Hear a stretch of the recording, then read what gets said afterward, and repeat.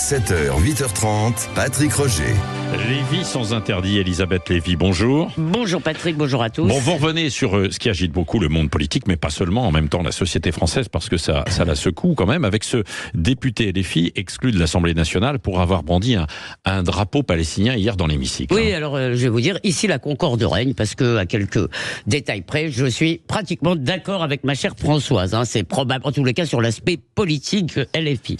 C'est probablement la séance la plus houleuse, même probablement la plus violente de la législature, et même depuis de longues décennies, pendant que Franck Riester parlait. Donc on a un obscur député insoumis, j'ai pas envie de le nommer, parce qu'il voulait son quart d'heure de gloire, il l'a eu d'ailleurs, qui brandit ce drapeau palestinien, ce qui provoque des applaudissements chez LFI et des huées chez les autres. Alors au début je croyais que la gauche était un peu gênée, mais non, la gauche a plutôt soutenu quand même le député LFI, et regardez ce que ça donnait, c'est quand même l'école. Écoutez.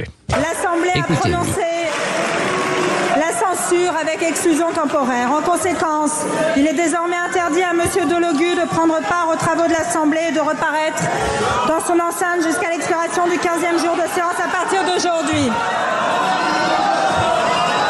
Monsieur Delogu, il vous est demandé de quitter l'enceinte de l'Assemblée nationale immédiatement. Alors, c'est quand même la sanction la plus grave. Peut-être on pourra discuter de savoir si ça n'en fait pas un martyr, bien qu'elle soit parfaitement justifiée. Il faut quand même pas exagérer. Et puis, il y a eu dans la foulée cette quasi-bagarre entre David Guiraud et Meir Habib. Alors, Meir Habib apostrophe les journalistes. David Guiraud, je sais plus ce qu'il lui dit. L'autre lui dit, on n'a pas élevé les cochons ensemble, il faut le rappeler. Et c'est là qu'il le traite de porc. Et comme l'a dit Françoise, porc, ça n'est pas innocent, parce que pour les musulmans identitaires qui sont la clientèle que vise ce monsieur, que vise Guiraud, que visent tous ces gens, eh bien pour les musulmans identitaires, porc ça veut dire impur et abomination. Mais ce que je vois là, c'est l'échec dramatique de la culture des Lumières, qui est la culture, si vous voulez, de l'argumentation, même dure, même piquante, mais de l'échange d'arguments. Il n'y a plus de langage, la disparition du logos, il y a des injures, et on voit disparaître le consensus démocratique qui nous dit qu'on est d'accord pour ne pas être d'accord, parce qu'on dirait, pour reprendre la formule de Sartre, pour les insoumis, tout contradicteur est un chien. Mais on peut être démocrate et défendre la cause palestinienne. Oui, d'abord, aucun être humain ne peut être insensible au malheur des civils palestiniens. Mais d'abord, ces civils palestiniens, et ceux qui les défendent, et ceux qui saignent pour les enfants qui meurent,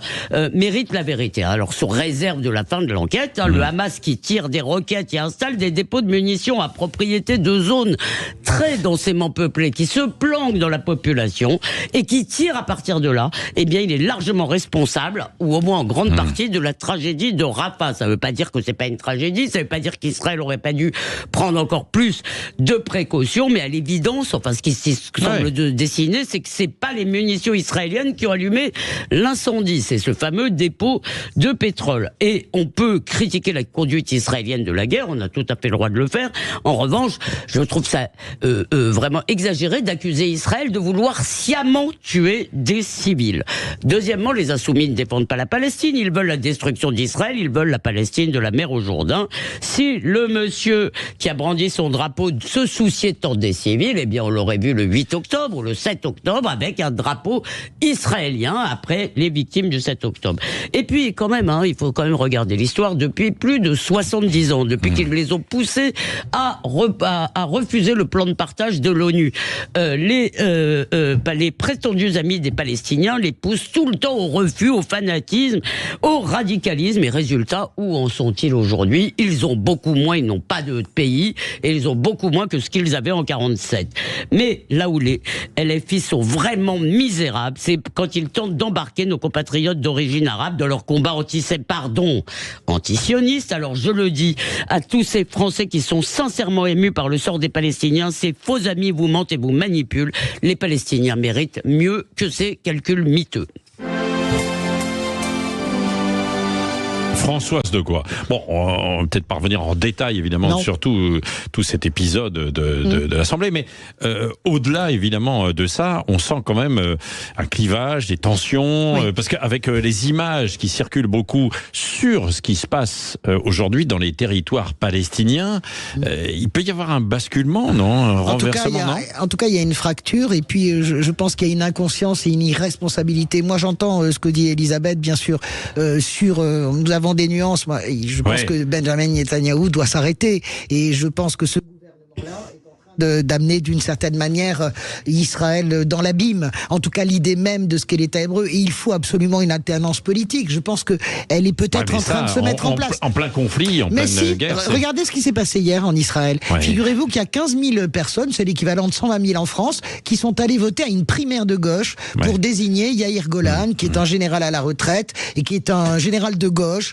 qui est très ferme avec le terrorisme, mais très ferme aussi avec les colons. Donc ça veut dire que, contrairement à tout ce que nous vend la France insoumise et tous les gens qui ne connaissent rien à ce pays, parce qu'en plus la plupart d'entre eux n'y ont jamais mis un pied, eh bien c'est une démocratie Israël, et on est capable de préparer les élections, et on est capable de préparer l'alternance.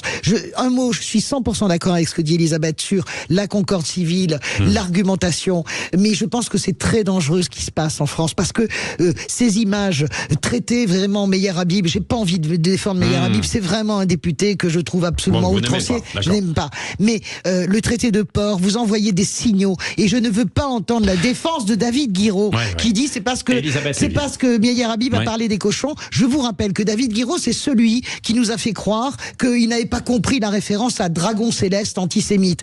C'est tous ces gens qui nous font croire qu'ils n'avaient pas compris qu'est-ce qu'il y avait de grave dans le tweet sur Yael Bonne-Pivet qui allait camper à Tel Aviv. Moi, je suis furieuse parce que je suis une femme de gauche, ce qui n'est pas le cas d'Elisabeth. Je ne veux pas être embarquée de près ou de loin, assimilée à cette stratégie. Je ne veux pas. Elisabeth Lévy. Alors d'abord, juste sur ce qui se passe en Israël, je veux juste très vite. Hier matin, Pascal Praud a reçu un homme de 94 ans, Léon Herskovitch, je crois, qui est un rescapé d'Auschwitz, et qui même est entré dans la chambre à gaz. Alors je connais pas son histoire, il l'a raconté, qui est probablement un des seuls à être entré et ressorti de la chambre à gaz. Et pourquoi je vous dis ça? Parce que pour comprendre le traumatisme israélien, il faut entendre ces gens. Il faut entendre ces gens des kibboutz, où il y avait des survivants qui se disent ça peut recommencer. Bien sûr, c'est pas l'échelle n'est pas, on n'a pas l'armée nazie, mais il faut savoir que cette blessure est extrêmement profonde. Le sentiment d'insécurité aujourd'hui israélien et juif est quelque chose qu'il faut prendre en compte. La deuxième chose, je crois moi qu'il y a un dilemme véritable en Israël, c'est que ils doivent l'idée que le Hamas pourrait revenir au pouvoir à Gaza, pour eux, c'est intolérable. Donc, c'est une question très difficile. Et maintenant, je suis d'accord, je ne crois pas que ça doit se passer maintenant, mais évidemment, si vous voulez, il faut des élections en Israël, parce qu'il n'y a pas aujourd'hui un gouvernement suffisamment qui vient de recevoir l'onction du suffrage universel. Maintenant, sur la France, moi, je vous pose juste une question, mes amis. J'ai pas de réponse. Je suis vraiment ce qui se passe avec LFI me sidère chaque jour. Je pense à cette fille qui a publié une affiche que j'ai appelée l'affiche sur laquelle jaune. Vous êtes, je rappelle. Je suis parce qu'il n'y a que des juifs. Oui, donc, en disant évidemment. C'est quand même un basculement dans ce qui se passe dans notre pays. Mais est-ce que nous devons refaire avec LFI? Est-ce qu'il n'y a pas un danger à refaire avec LFI les erreurs qui ont été faites avec le Front National de Jean-Marie Le Pen?